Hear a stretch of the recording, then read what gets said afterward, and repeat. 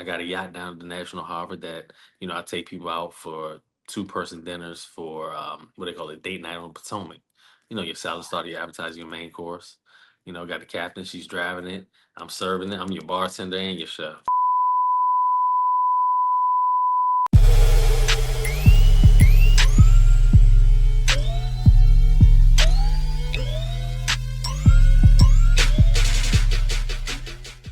I Yo, welcome to the show. Welcome to the show. So for all those crazy people out there who never heard of your boy who ain't tapped in, they don't know what's going on. Chocolate City is in the building. Give us your name and tell us what you do in a couple of seconds. Listen, this Chocolate City's own Chef Anthony Thomas, also known as Chef Anthony DC. I'm a 38-year-old personal chef, caterer, author. I do it all. Anything related to food, content creating, I got you. The best recipe creator on the East Coast.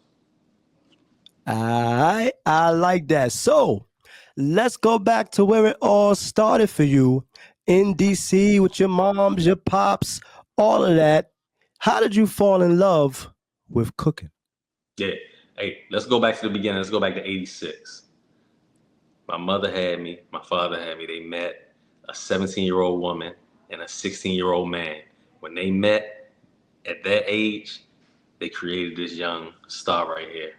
Moving forward, they never stayed together. They put me in good hands though, with my aunt and uncle. I grew up, lived with them in a little small town called Mount Rainier.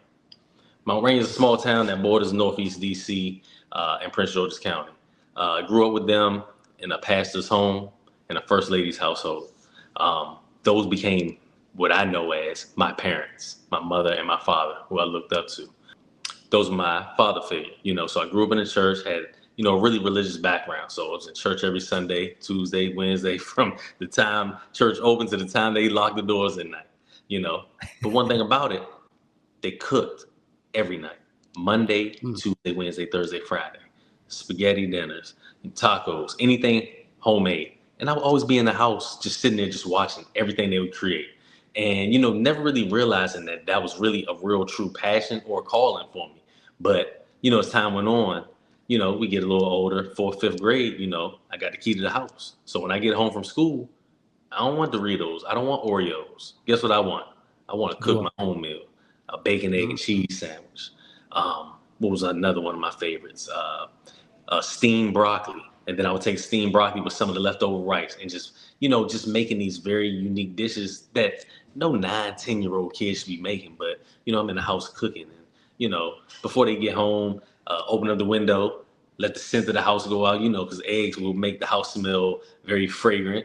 Bacon definitely gonna have the house smelling real aromatic. So, I really found a calling really young in life, just cooking. And, it transitioned, as time went on, as I got older, all the way into my college years. Okay, I like that. I like that. So obviously your mom and dad didn't stay together, but they could both cook. Who was the better cook between the two, your moms or your pops? No, when I say I'm talking about my biological parents, they didn't stay together, and they put me in, and they were too young. So Okay. respectively, they put me with my aunt, and uncle, who are older, older couple. Had been married at that time probably for like close to 20 years, and they cooked alternating days. The better cook, I'm definitely going to go with moms. Really, really standard dishes. My dad kind of went against the grain a lot of times. And, for me, let his soul rest in peace, but it was a hit or a miss. So I'll take a little something from both of them, keeping very traditional recipes near and dear. But with my father, I see that, with me, I take and spin and put a spin on, everyday dishes. Okay, so your aunt and uncle, you were living with them. Yep. Who was the best cook between them? Because they were cooking every day. Who was the best cook between your aunt and your uncle? Yeah, definitely my aunt, for sure. Okay. So with your aunt making dishes, was there a favorite dish that she made that you always wanted her to make, even at a young age? Did your aunt have a specialty dish?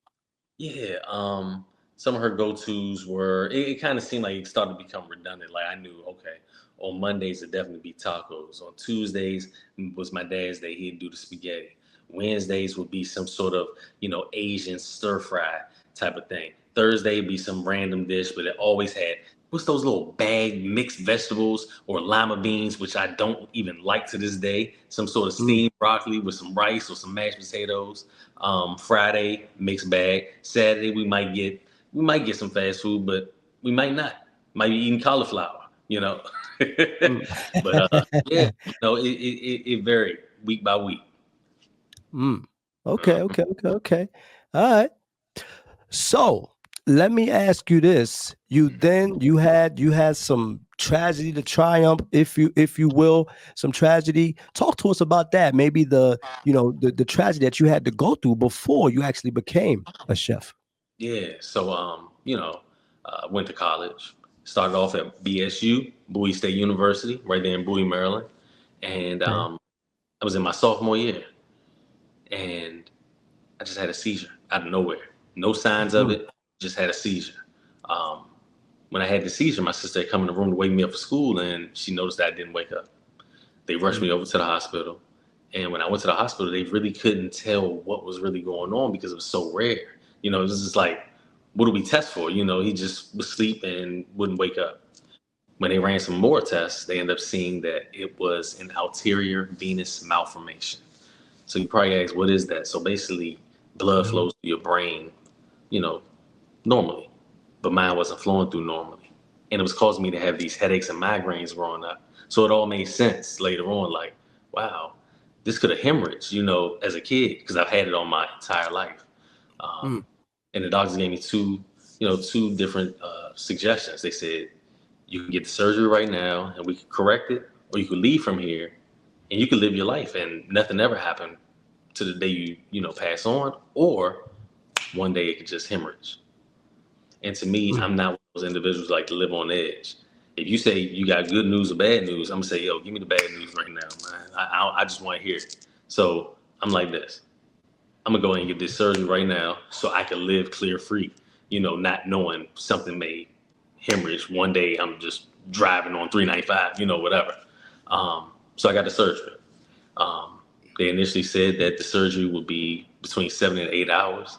It ended up being about 13 hours. And I remember waking up Mm. in the hallway. Like, I just remember opening my eyes and just looking around, and I was like strapped to the bed.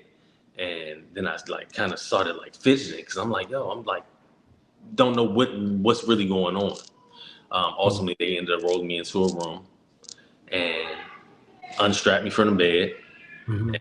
pulled the trachea thing out my throat, and you know, I tried to walk. Like, I tried to get out of the bed, but like, I realized your whole equilibrium is thrown off because, shoot, bro, your whole head was just open. Like you're not normal. You have to learn how to do these things over again. So ultimately, I had to learn how to walk through physical therapy.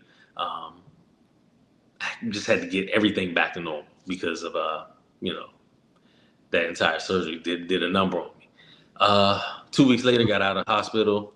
After I got out of the hospital, changed my entire life. Because, like I said in the beginning, I was in college. When you're in college, what are college kids known for? Poor diets. And I had a Oh really, really yeah, poor definitely. diet. Yeah. We had a KFC there. We had a Taco Bell. I used to eat the pizza, the burgers, and consuming these things in moderation is fine. Consuming these things aggressively, like me, I'm just eating it, not thinking nothing of it. You're running your blood pressure up. You're not taking care of yourself. And, I found myself not really taking care of myself during those early times, 18, 19 years old. Um, so I cut all those things on my diet and I took on a complete vegan diet. Smoothies in the morning with nothing but fruit and water, oatmeal. Mm. And then, my protein source was garbanzo beans, kidney beans, red beans, black eyed peas, lentils, um, hemp powder. And ultimately, I saw myself just get too slim. I went from like 200 pounds to like maybe like a buck 70. Mm. And I was like, oh, I got to bulk back up. So then I added seafood back into my diet. So when I added seafood back in my diet, I felt like that was a great balance. That pescatarian diet, I feel like is probably one of the best ones that works well with me and my blood type. But through all that, I'm creating all of these recipes with all of these different ingredients. And I feel like that's when my creativity really kicked in, and my culinary wheels started to turn, and it kicked off from there. At 19 years old, I mean, here we are. I'll be 39. Yeah, I'm almost 20 years deep in the game. Mm-hmm. Well said. Well said. Okay. All right. Yo, if y'all just joining us, you're tuning in to the Kenny D Show. And I'm your host, Kenny D, where we bring you entrepreneurs, hustlers, and stars. And today we got a star in the building, the one and only Chef Anthony Thomas, doing it big right here on the Kenny D Show. So let me ask you this, because you mentioned college, and in college we do eat unhealthy and things of that nature. Do you think in the world of America will we ever see a time where maybe the unhealthy food is more expensive than the healthy food, and now it's the reversal? The healthy food is more expensive, and the stuff that's not good for us is always on sale. Do you think that will ever change? In a perfect world, I think it would, but Mm. I mean, I feel like there's balance with it. You can buy fresh, I say fresh, like blackberries, blueberries, probably for the same price you could like some potato chips and whatnot. You just Mhm. have to get it from certain places. I say bananas are dirt cheap. Like you get a whole bundle of them, they're only 49 cents a pound. The organics are 69 cents a pound. You Mm. know, when you start talking about like the exotic fruits, the kiwis, the dragon fruits, the horn melons, yeah, those are like $10 each. You add those in sparingly, if you want to make a nice smoothie or you just want to have a nice fruit bowl or whatnot. But outside of that, I mean, I hope that one day, bags of potato chips are $5 and big bags of strawberries are $2. You know, Mm. Okay. So let me ask you this. What's the if someone out there is watching the Kenny D show now and they want to be healthy, they want to eat healthy consistently, yeah. what's the best maybe store for them to go to? So they go to Shoppers, Giant, Whole Foods, Trader Joe's. In your opinion, what's the best store they need to shop at to get the best healthy food? Best healthy foods. So I shop at every last one of them. Mm. But I shop at each one of these stores for specific reasons. So give me one healthy thing that you're talking about, and I'll tell you where I get it from. I mean, you mentioned it earlier. I guess strawberries. With that, where would you go Strawberries. get that? Hmm. The better strawberries I see are at Whole Foods and Wegmans. Um, Mm. Watermelons, I would say Harris Teeter or your nearest farmer's market because you can hand pick through the ones that you want that came straight from farm to table. If you're looking for seafood, I Mhm. like Harris Teeter's seafood selection, but I also like Wegmans in Virginia seafood selection.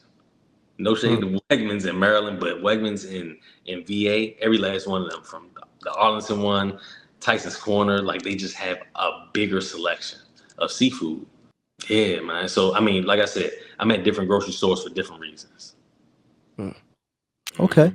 So in 2008, obviously we talked about your tragedy that you went through in terms of the surgery that you had, them putting you to sleep, 13-hour surgery. In Yeah. 2008, you then went and started your own catering company. How was that? Was that fearful for you? What was the vision there when you started your own catering company? Yeah. So I started it in 2008, and to me, my vision was kind of similar to what it is now. If I give you this food for your baby shower, this one entree, or this one dish for your upcoming event, Mhm. I don't want to charge you for it because first of all, I don't really necessarily know how to price it at that time. But I'd much rather you pay me with feedback. You giving Mm. me feedback lets me know what I need to do, what I'm missing, what I'm not missing, how to perfect this item.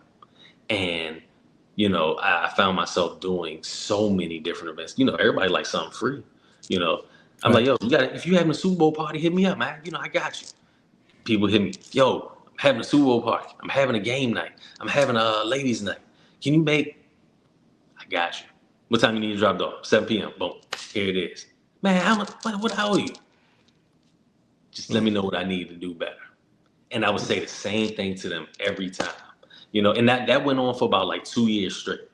You know, I was in a good financial situation at that time. You know, that was right around. You remember 2008 was around the recession, but I Yeah, was with the doing house well. and all that stuff. Yep. Yeah, I was doing well. So to me, it felt like if I'm going to chase my passion, this is me investing in me.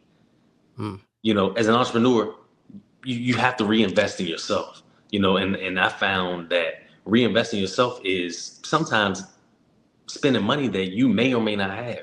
I just happen to have it. And, you know, your biggest clientele are going to be strangers. So, like, if I'm out and I'm at a gas station, I'm talking about I had stacks of business cards and I just Mm. passed them out. And the company was called De Niro's Catering and Cuisine at that time. De Niro Okay. being my middle name. I found Okay. that to be real long and cumbersome, so I ended up just shortening it down to Chef Anthony Events, right? Mm. So when I give the people the card, they're like, "Oh, thank you, chef. Yeah, I'm gonna call you." And I'm like, "Look, you'll really enjoy it. You get the best price in town." Not letting them know you're gonna get this for free. You know what I'm saying? Now, if somebody threw me a tip or something, here, man, take this, honey. I ain't gonna take, man, I'll take it. But you know, outside of that, my biggest feedback and what helped mold me into the person who I am, the chef I am today, is um, you know, the feedback and everything that they told me that I needed to improve with, or what I Okay. should change, or what I should add. You know, I'm like, okay, and it still sticks with me to this day. Mm. Well Mhm. said. Well said. So let me ask you: when you were cooking, you giving out your cards in the public and things of that nature. You know, strangers giving you a call to cook them food. What was the hot item on the shelf that everybody wanted from Chef Anthony Mhm. Thomas? Yeah, so back then, I would say it definitely was the mac and cheese because I feel like I had perfected it at that time, and it's still the same exact recipe. Funny Mm. story. Somebody gave me a compliment the other day, right? Okay. Well, they didn't give it to me. They gave it to my wife. They was like, one thing I could tell you about Anthony is his recipe for that mac and cheese is the best mac and cheese I've ever had, but it never tastes different. It tastes the exact same. You know how you go to a Mm. restaurant and it might taste different on Thursday than it do on Saturday? Right. I don't steer away from what works. You know what I'm saying? Like this is the staple mac and cheese now. If I infuse it with some oxtail, you know, sometimes I may have smoked Gouda versus, you know, some Chipotle Gouda. But that'd be a whole specialty, different type of mac and cheese. There's a standard, and then you know you got your exclusivity, you know, which are you know the exclusive items. So you know I put a spin on certain things sometimes, but for the most part you get your standard. So you mentioned the mac and cheese. It could be different on Tuesday. It could be different on Thursday. Maybe it's, I don't know, a different chef cooking the food. Hmm.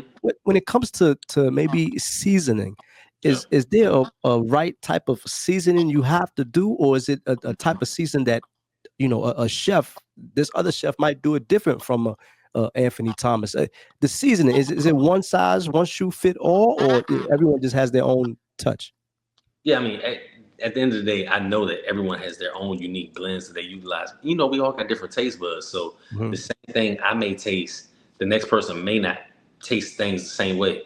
Kind of like watching a movie. You know, you might like that movie and I might completely hate it. You might like that TV show and I might think it's okay. You know, same thing when it Right. comes to food. Like you might like Domino's pizza. I might like Papa John's. He might like Pizza Hut. He like Lido's. You know, everybody likes things different. And the same thing with seasoning. So you might think those two seasons pair well. I might think these three. He might think these four. You know, you might use too much of this. He might not use enough of that. So you know, to me, that's what makes us all unique. Every restaurant, every chef, every catering company, everybody has their own unique recipe blends that they utilize, and you know, some Mm. do it better than others. And hey, So let me ask you this, because I've always been fascinated by this when people are cooking, chefs and things of that nature.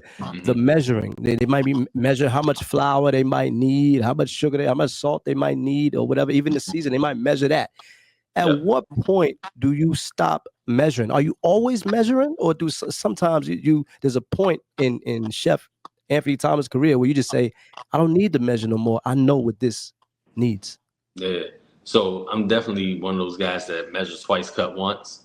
So Mm. I'll add the minimal amount, and if I need to add more, I can add more. Because once you add too much, you can't take it back. You can't take back seasoning.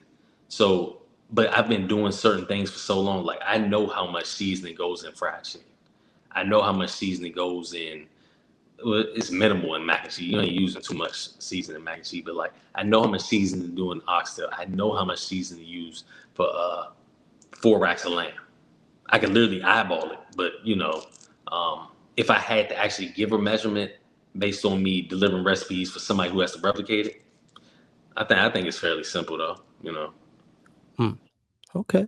So, in the midst of everything, you're cooking now. People starting to know you for your artistry, your culinary skills, things of that nature. When did you first know, like, okay, I got something here? Who was the first, maybe big person that contacted you to do some cooking for them? Mm. First big event when I really started charging was probably around like 2011.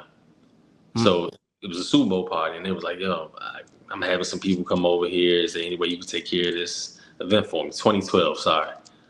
Giants was in the Super Bowl against the Patriots, and you know, I made sure I made every last one of these dishes to perfection, got them shipped off, paid, and then also paid me back with the feedback. And that's when I knew I was like, okay, um, I got something. And, Hmm. from that point on, 2014, I started really getting a little more confident in actually doing the events. Started getting my customized chef coats, different colors to match different shoes, the blue one to match the blue Jays, the black one to go with the black Pradas, just trying to really keep that fly element, um, 'cause it has to be fun. I get the matching gloves, I'm allergic to latex, so I wear latex-free, powder-free gloves. I want the pink gloves to go with the pink chef coat, matching pink, sneakers to go with it. So, um, I always try to add that exciting layer, because that's people buy into the person in the personality of the personal chef. You know what I'm saying? So Right. you have to have every last one of those layers that align. Because at one point I wasn't even posting my face on it. I was just posting all food. And I realized I'm like, people can't buy into just the food. They have to buy into the person so that they know That's who they're true. actually hiring, who they're opening up their doors to, who they're allowing to, to cook for their wedding. Because, it's something major. So what you having the shoes, the J's matching the apron matching the gloves, the Oh yeah. earring matching the shoe, whatever. So Would you say you're a high maintenance chef? and most definitely. Yeah, I mean, and even down to like the bracelets I wear, like if I got this pink and green one on, I put different. Well, I be having a sleeve full of bracelets. Just Okay. it just makes it more.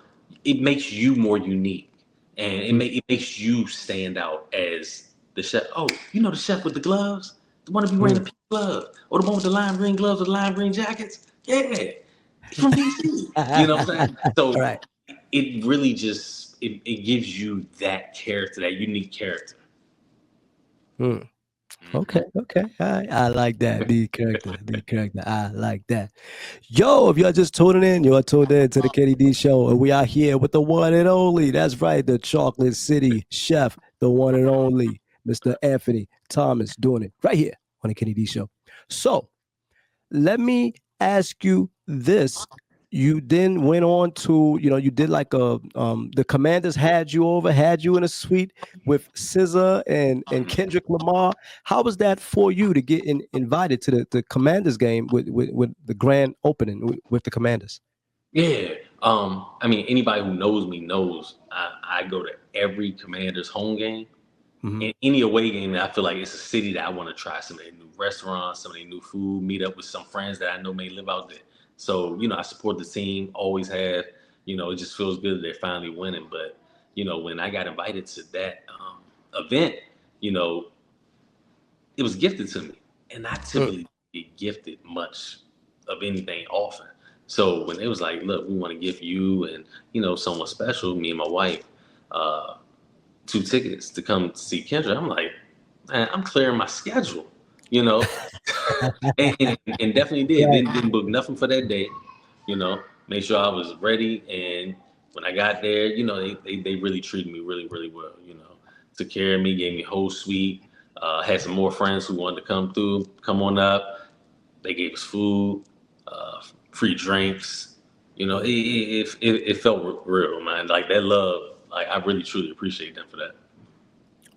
So you mentioned your wife a couple of times. Mhm. How important is that to be doing something like cooking on a major level and to have your wife, not only having your back but watching the little girls for you, stuff like that? How important is to have a wife of her caliber in your Mhm. corner? Yeah, I mean, and we've been married for coming up on 11 years. I met her in Mm, 2009, so that's 16 years. Time be flying. But I truly believe that every successful man must, not need, but literally must have some a solid woman by his side. It's the foundation that you need. It keeps you rooted. Keeps you from, you know, as the kids say, crashing out, doing things that you may or may not do. You know, like let me give you an example. Let's say okay. I'm a single man and I'm home. Daughter's gone with the mom. I might be here, and a friend may call me. Yo, let's go out, and I'm out till 1, 2 in the morning. You're putting yourself at risk. Hmm. Like you say, you get to a certain status, certain things you just can't do. Can't do no more. Yeah. Married, Mm, you ain't even thinking about going out. You don't want to hang out on the street. Like there's certain things you just won't do, and you kind of graduate mentally. And I graduated mentally from that early. Got married at I was 27, so like I started to mature a little faster and see certain things just don't excite me. You know what I'm saying? My excitement is the bros saying, "Yo, let's go to happy hour." Yeah, at 5 o'clock in the afternoon. I'm not trying to go. I'm not trying to go out at 9 o'clock because I know we're right. at. At a Right. certain time, people start drinking a little too much more. People want to fight. Hey, man, they want to argue. Man, I'm a Cowboys fan. Oh, that's cool. You know what I'm saying? Like, it's certain mentalities come out after late night. Um, Mm, but having that solid woman, back to that, having a solid woman will always have you more level headed. And certain things you may post online. Now she's holding you accountable. Hey man, mm, that might not be a good look for your brand. Don't post that. You know. But if you're single, another woman may not hold you accountable, or she may not even have your best interest to tell you that's not a good look. Don't post that. And I say that because she's told me that might not that might not align with your audience. You know what I'm saying? Like mm. a solid woman will keep you rooted. And think about it. Denzel, Ice Cube, uh, let's go, Jay-Z, all married men, married for a long time. You gotta get you a solid woman. And, maybe if marriage not your thing, hey, but that companionship, you know what I'm saying? So let me ask this. You mentioned you gotta have that solid foundation. Do you find it that sometimes maybe it's easier for people to work with you or maybe partner with you because Yes. you are married as opposed to being single? Yeah. Yes and no. So I'll say yes. People will probably look at, I may post the wife, the kids, and they're like, "Dang, it's a solid guy." People are very, judgmental, and it's a certain stereotype. Oh, the married man, he's not wild and rambunctious. He's Mhm. more subtle. On the other Mm. end, you got people who, and I've heard this, like literally out of women's mouths, like, "Oh, I can't hire you. You married." And I'm like, that don't make sense. Like, what do you mean you can't hire me because I'm married? Like, but it shows the intention. You know what I'm saying? Right, right, right, right. Your intention, Into, like, oh, into, you don't yeah, yeah. you don't want me to do your I don't know, your little shindig Mhm. because I'm married. So it kind of weeds out a certain audience of individuals. Mm. So, in reference to your wife, now obviously she cooks for you sometimes. Are you judgmental when she cooks, or are you the one just doing the cooking all in the family? She don't have to. Mm, Um, I mean, I don't even ask her to clean the kitchen, do nothing. Only thing in my household that I ask is just freshly, wash laundry. That's it. mm. I'll keep the floor clean. I keep the entire kitchen clean, no matter what. Beds made, all bathroom trash taken out. The only thing I want is just fresh laundry, freshly folded laundry. I feel like I'm Uh, low maintenance. That's all I want. And she Fresh, takes fresh care of laundry. Okay. But I take that back. She did make one dish yesterday, and I was really shocked. She was like, "I cooked." I'm like, "What you make?" She was like, "She made some pasta salad." Uh, I didn't even give her the recipe either, but she's been watching. She's been watching for years, so she stepped outside her comfort zone and made it. And I made sure I mm. told her. I said that was good. So the two little ones, the two little girls, your daughters, are you teaching them how to cook? And do you see a little bit of you in them in terms of cooking? Mhm. Yeah, I mean the older one, like I just let her just make whatever she wants. Like she'll say, "Hey, Dad," like last night she was like, "Hey, can I make some scrambled eggs?" Yeah. And now it's not like I even have to watch her. You know, um, I pre-make chicken wings and put them in the freezer for them in little small Ziploc bags, so they just pop them in the air fryer. So she Okay. just, hey, can I make some wings? Yeah, go ahead. How many you gonna make? 3. Make 4 so you can give one to your little sister. Boom. So she popped them in the air fryer, plug it up, turn it on. You know what I'm saying? That's their air Mhm. fryer. I don't use the air fryer. Nothing against them, but I actually like throw mine in my own grapeseed oil, or avocado oil. Mm. So, so at what age is it do you feel is appropriate to maybe start really showing them how to cook? Well, I mean, the air fryer is good too, but Mhm. like to really get on the stove. What age would you say as a father, hardworking man, got a family, all of that? Mhm. What age would you say is good for you to start teaching the girls how to really cook? Uh, I mean, I just say as early as they have their motor skills to be able Mm, to, maybe chop certain things, maybe give them like a duller type knife. Those colorful knives not as sharp. If you want them chopping certain things, if it's something like maybe just seasoning up certain things, teaching them, the hygiene, the washing of your hands. If they can't fit gloves yet, those things are essential, because kids retain information and they'll remember how. They'll tell you exactly how to make it on certain things that you probably wouldn't even remember. You know what I'm mm. saying? Okay, okay. So So yeah, the I'd say minimum 5, and that's because when I go into different schools, like I go into different schools across DMV, and I'm showing kids how to make Philly cheesesteak egg rolls, salad dressings, blue cheese, house made blue cheese, whatever. But I try to make it simple, fun, and interactive, and then I'll quiz them afterwards. So what was those ingredients in the ranch dipping sauce again? Mayonnaise, dill, chives, garlic. You know what I'm saying? Like I test their memory, and like I say, these kids are sharp. Mm. Okay, okay. So the world food championship, you won that. Well, how was that? How did you get into that contest? Who submitted you to get into that contest? Yeah. So one of my chef buddies said she needed a partner, and it was me, her, and one of her buddies that came from Tennessee, and we all met in Dallas. We Mm, competed in that. We got like 8th place. To me, the win was being a part of it. I was on Food Network too, and I was the first one that was cut. mm, Guess what? I may not have won the battle on the show called Battle of the Brothers, but right. I won by being able to say, as a black man in America, I was able to get on the biggest culinary network on television, which is Food Network. So, like I said, I don't look at, accomplishments as, I didn't win the $25,000 prize. I Mm. won way more than that. You know what I'm saying? A notch off the bucket list, and something to add on to the resume. Yo, this your boy Kenny D. Hey, didn't mean to interrupt your show, but I just wanted to take a quick minute, just to let you guys know. If you want to see more dope interviews like this one, that's right, you want to go on YouTube and go to the Kenny D Show Live, alright? And also, don't forget about our website, thekennydshow.com, alright? We got you! Yo, I'm done talking. Back to the show. So if you going all around teaching kids about, vegan and being healthy and things of that nature, what is your schedule like, on a day to day eating healthy, Monday through Friday? Maybe you have 2 cheat days, maybe 1 cheat day. Do you have a cheat day? So everything for me is all in moderation. So I got it. I tell you one thing that's guaranteed every single day: prayer, water, and coffee.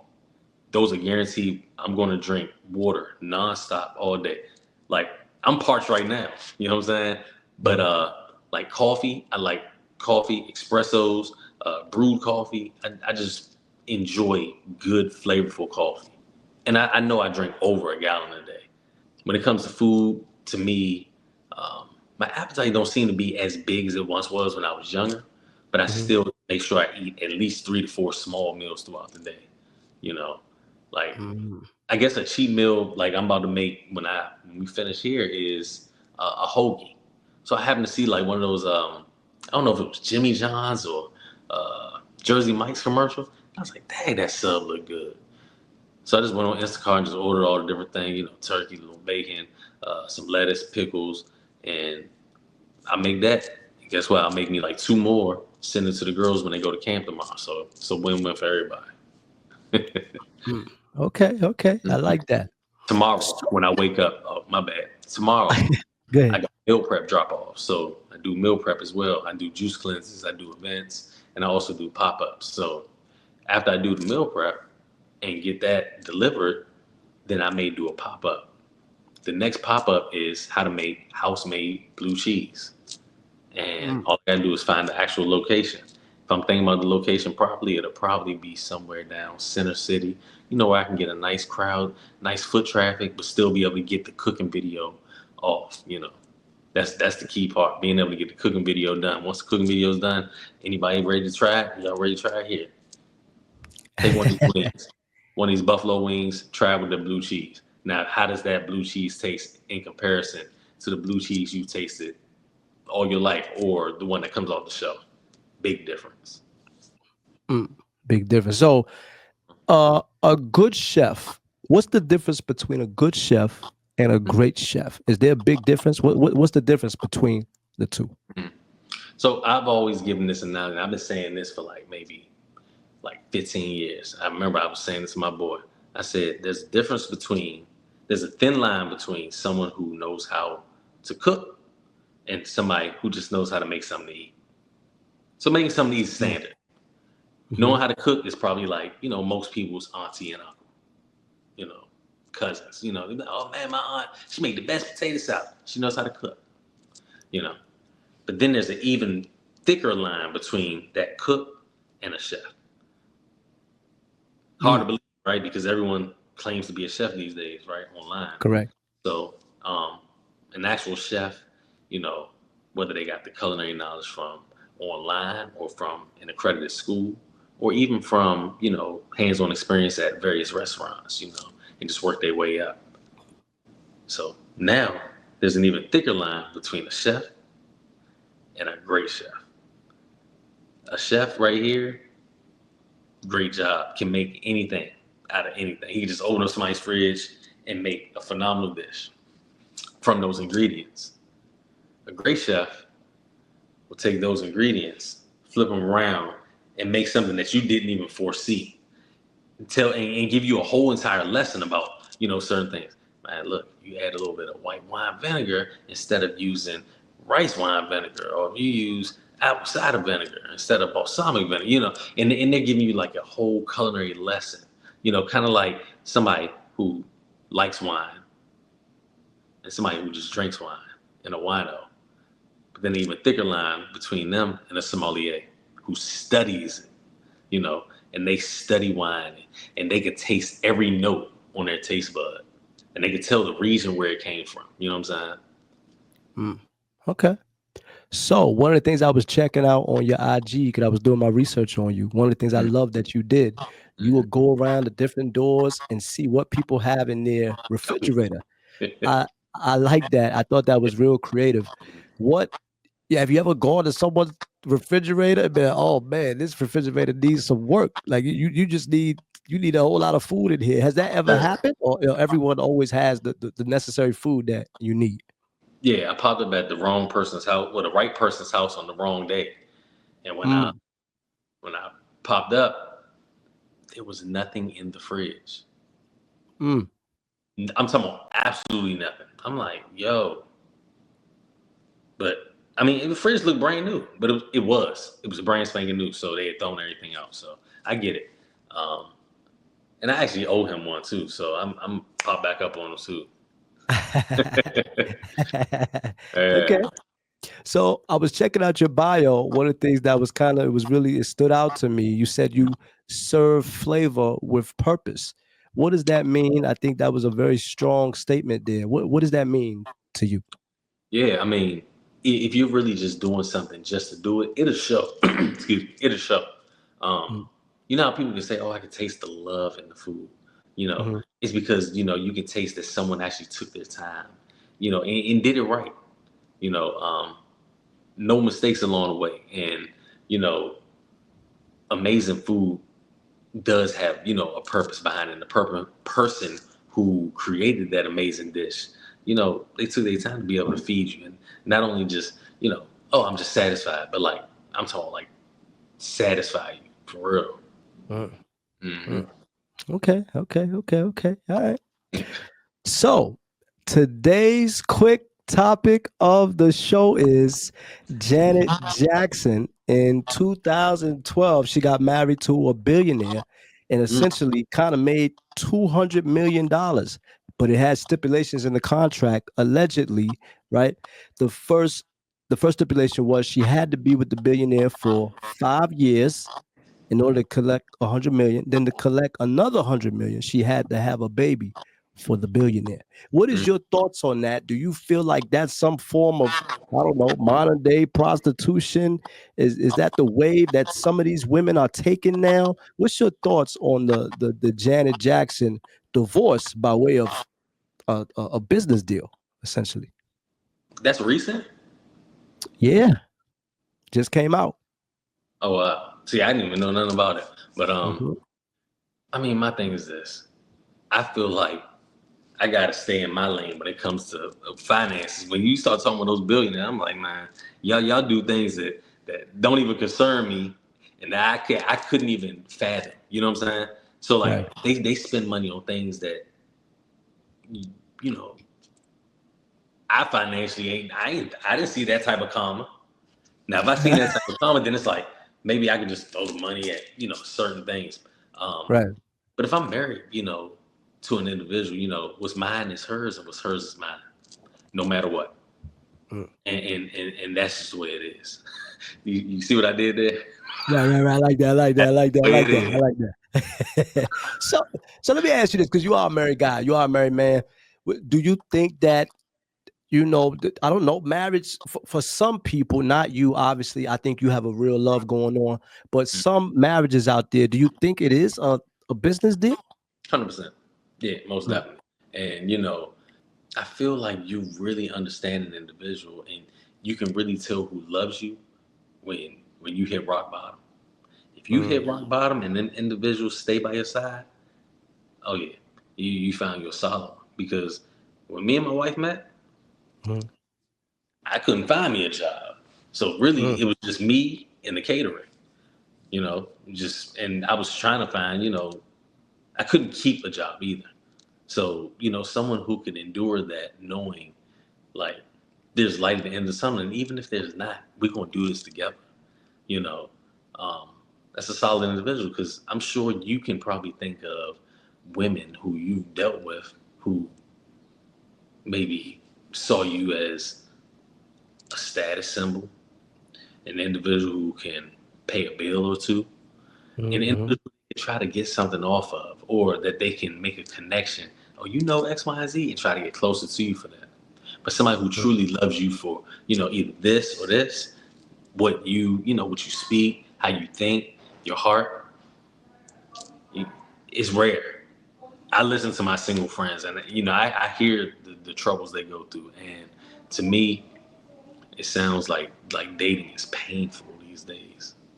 mm. And I thank God for her every day because I'm like, man, ain't no way I could be out here, working my way up and wouldn't be able to tell if an individual was really there because, whoa, you're that dope chef from online, or dang man, I really just like your personality. You can't really see the two because some of it comes so masked, you know. I don't know. So when you first did get into starting your business off the ground and stuff like that, was your wife, was she cheering for you at the time? Was she kind of shaky about it because you just starting? She didn't know what the outcome would be. How Mhm. was that when you started? Yeah, when me and her met, she actually was one of the individuals who saw how, and I would tell her these things because we were just friends initially. She would Hmm. see how I would just pass out the dishes to different people. I'm like, oh, I'm about to go over X, Y, Z's house and drop off this stuffed shrimp. I'm about to go to what's the name's house and drop off these cougar wings or whatever. So she saw that transition from from the freebies to, okay, this is a serious business and let's start collecting on it. And she saw me go from doing 8 events a year, five, Mm. six, seven, 8 events a year, which is like minuscule to me now, doing like maybe 15 events a month now. Mm. Um, and 15 events a month, let's just say on the smaller end. And those events weren't paying thousands. So let's go with 500 per event. Shoot, that's 4,000 a year. In this economy, that ain't putting a dent in anything. So like the bills weren't Right. necessarily getting paid as frequently. So also trying to get different jobs. I was working at various staffing agencies. She saw that transition, but she also saw the passion I had for culinary arts and trying to, oh, okay, all the chefs are doing this. Oh, okay, I'm gonna do this. You know what I'm saying? Like every time I saw them going left, I go right. You know what I'm saying? Mm. That way I always stood out. And it helps though. So that's my number one piece of entrepreneur advice for chefs and anybody just trying to do anything. They want to sell bracelets. They want to start their own clothing line. You can't do it the way everyone else is doing it. You Mm. have to do it your way and the way that you actually see fit. And, you have to stand behind it without Mm. compromising anything. So let me ask, why is that so difficult nowadays for people to kind of do their own thing? Why is it why do you feel, even chefs, why is it so easy for them to just copy off of the next chef? Um, Easy blueprint. Oh, Mm. everyone's doing that. Oh, I'm going to go do the same thing. Like they literally wait for individuals to post to find what next trend. Like I could literally list trends of any entrepreneur. Like every barber's cutting hair, right? Mhm. But they all do these voiceovers where they start shouting at the screen. They be like, I was cutting this hair and I had to lay the waves down. And I'm just like, how all y'all videos look like this? Right. All the real estate agents have the same type of video. They're walking Mm. and they be like, come on with me. And then they're walking into the house and they show the inside of the house. So it's like nothing really has its own unique character. So when you see something fun and fresh, it's like it's a breath of fresh air. Mm. So and that's what I'm saying. Like my biggest piece of advice is always whatever you see others doing doesn't mean that that's the right thing to do. That just means that that's his lane, that's her lane, that's his lane, his lane, his lane. But you got to find your own. And when you find your own, you stand out. When you stand out, things take off. Mm. Okay. So, in the past couple of years, even recently, we had a couple of maybe I would tragedies, if you will, hit the chef arena with Chad Dillon, who's a seafood broil chef out of Atlanta. He was gunned down Mhm. recently. Chef Tobias here in DC, he was gunned down. Though he lived, thank God for that. Have you ever met those two? And have you guys ever, I don't know, shared recipes with each other? Have you met those two? Yeah, I actually have gone to his restaurant in Hyattsville, Tobias restaurant in Hyattsville. Both Okay. of them actually. Mm. Amazing food. Like I mean, and when I think of real culinary geniuses in our area, I could literally only count on less than one hand some real culinary. I'm talking about real geniuses, people who are crafty, people who are in their own lane, people who just they you can see their wheels turning when it comes to this culinary arts thing, and he's one of them. And I'm glad that he survived that entire situation because it was unfortunate. It actually changed the way I actually started to move too. You know, Mm. seeing that situation is just like that. it's so close to home too, and I grew up on that side of town too. So Hmm. yeah, just prayers up to him and his recovery too. So So do you guys ever, I don't know, does he, the chef Tobias ever come to you and say, yo, yeah, I cook that better than you? Or do you talk to him nah, and say, yeah, I cook that better than you? Is that something that goes on in the world of chefs? nah. I Okay, mean, okay. and here's another one, Chef Jr. from Kitchen Crate. Me and him just went out to dinner the other day. We enjoy dinner. It's always good as chefs to be able to, try some of the same foods, and hey, you try my appetite, you try, and see how his taste buds are versus mine.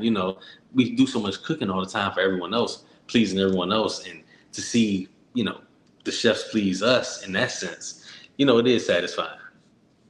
Hmm. But Okay. it's no, because I call that more like a culinary beat. Man, I made this better than you. You know what I'm saying? Like friendly or not, but nah, it's all love. You know what I'm saying? Hmm. Yeah. Okay. So as I was saying, for you in terms of cooking and stuff like that, could we ever see you maybe going to a food truck or your own restaurant, maybe on tour, and to be cooking at these different HBCUs or what have you? Can we see that in the near Mhm. future for Chef Anthony Thomas? Hey man, look, you never know when it comes to different restaurants where I would land at restaurant wise as a pop up chef, like guest Mm, chef in the restaurant. As my own restaurant, I mean, I have my vision for what style of restaurant I want. I just haven't found the perfect location and size. mm, But I have commercial realtors who are always on the lookout. And I'm telling you, like, at least once a month, they send me over like 3 or 4 listings. And I mean, I go and see the listing. It's just like, it's just, the one hasn't hit yet. And I'm talking like, I've been looking like 4 or 5 years. But when that mm, perfect one, and this is another thing. Remember, I was telling you how I study the competition. So I look at everything that they're doing. So they going left, I'm going right. When mhm, it comes to the restaurant game, it's something that I feel like is the most, that's might be one of the bigger steps that you take financially. So I listen to a lot of the chefs, well, all of them, and the pros, the cons. Believe it or not, the cons outweigh the pros. mm, And I'm just like, I'm just studying. Okay, so they said that doing that didn't work. That was the downfall of that restaurant in Maryland. That was the downfall of that restaurant over here. Okay, in New York, that, so I'm like, literally, okay, music being too loud. Okay, those people told on them because of this. They had complaints about this.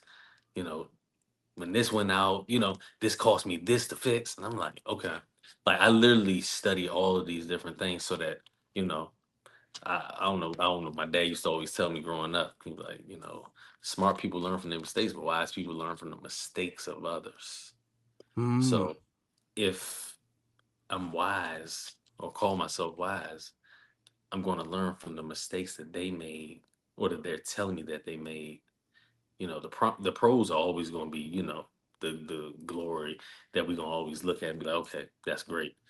But I'm listening and taking all that feedback in that they always give me, and I'll be able to utilize that one day whenever that time comes. mm. Huh? Well said. Well said. So, Hmm. if someone wants to reach out to Chef Anthony Thomas and get him Hmm. to do a Super Bowl party or, some type of, I don't know, Mother's Day party or whatever, Valentine's Day Hmm. special, whatever they want you to do, how do they Hmm. get in contact with Chef Anthony Thomas? Yep. So if you're looking to hire me for any event, big or small, 2 guests up to 2,000 guests. Yeah, 2,000 guests. Holiday parties, weddings, um, bridal showers, baby showers, corporate events, anything that involves food, picnics, you know. Um, I got a yacht down at the National Harbor that, I take people out for 2-person dinners for what they call it, date night on Potomac.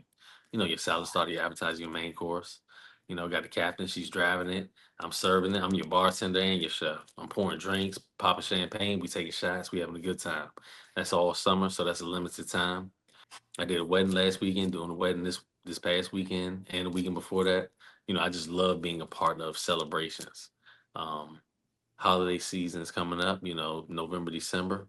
any holiday party they want me to be a part of, let's bring in the Christmas spirit. We're gonna get it all taken care of. So, um, like I said, anything involving food and your menus are fully customizable. So you don't have to rely on just, your traditional menu. Go to my website, chefanthonythomas.com, and you can build out your own menu, Um, Mm.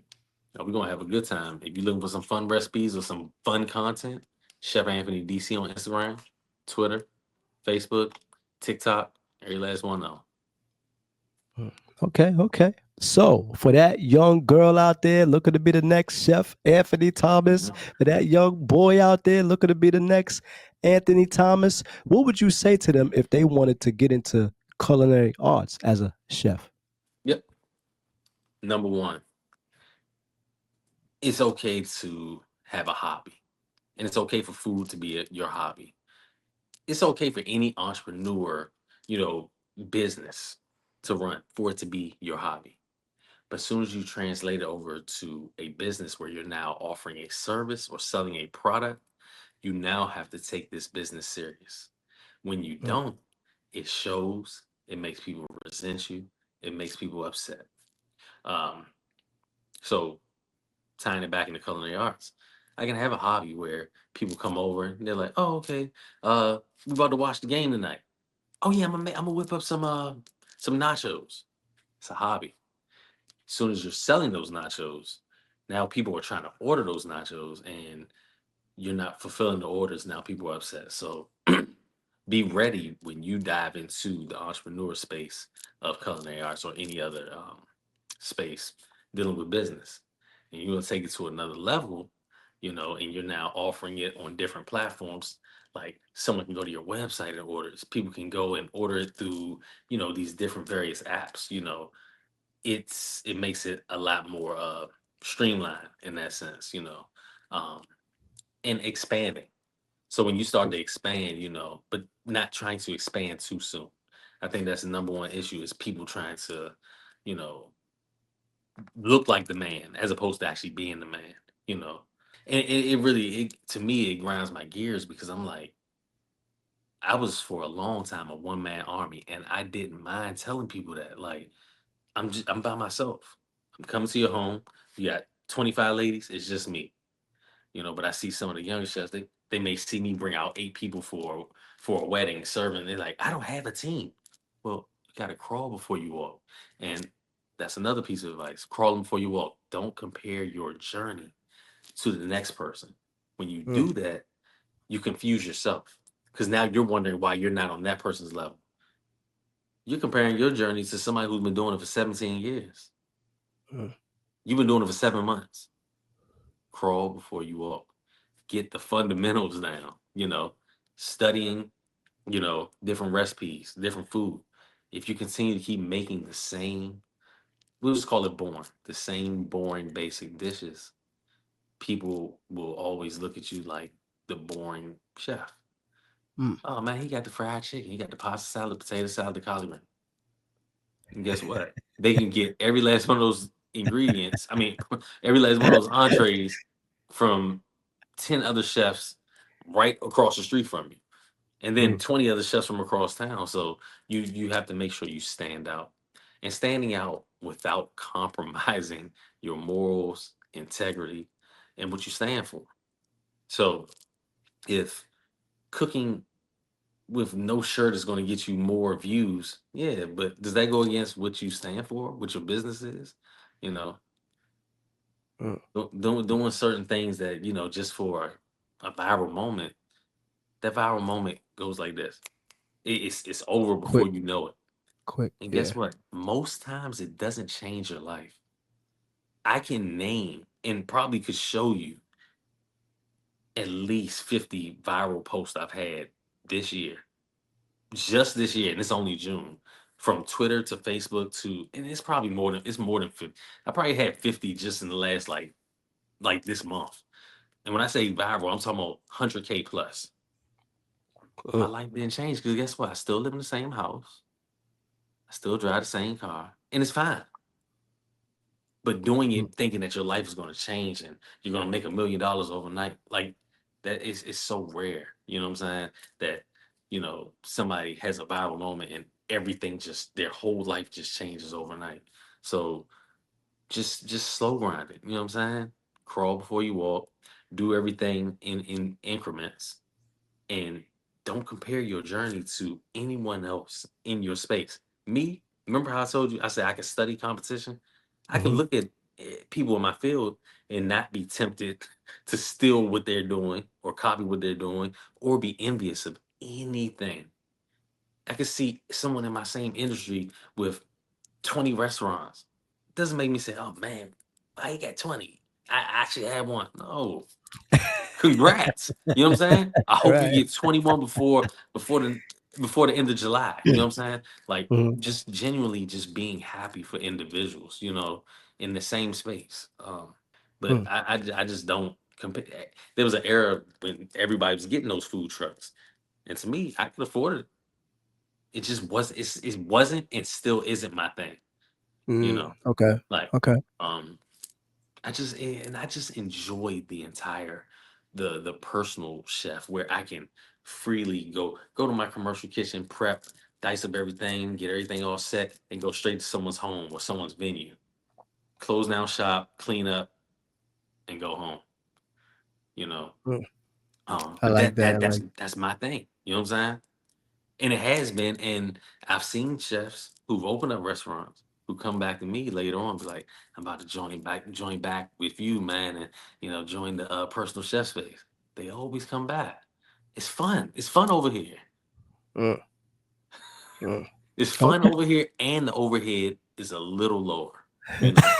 Um, Now, Well said. restaurants, but the thing that I see, they make a lot of money off them bars because them drinks, like they had these waters right here, pour you a little cup of water, and they charge you $3 for water and $27 for a mocktail. Mm, Wow, like that's the real money. That bar. mm, mm, mm, mm, mm. Hmm. Okay.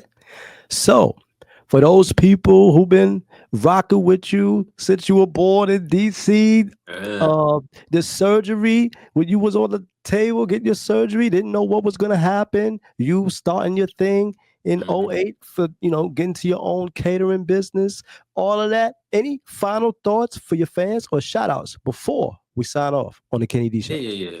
Now, I mean, I just appreciate every person who's ever purchased a service from me, from my juice cleanse 3 day or 5 day, my meal prep, people who've hired me for any event, people who've purchased any of my 11 books that's on Amazon. I appreciate because those are the people who believe in you, believe in your product.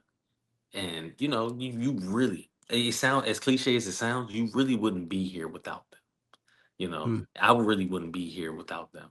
And the continuous support that they show you online when you're posting amazing content, and they're telling you, yo, come to my city next, yo, or I can't wait till you do my birthday next month, or even when they share it, that's real support. When they share your post and you can see that little triangle down the bottom, and you got 100 shares, that's 100 people who thought your page, for the most part, was something they believe someone else should look at.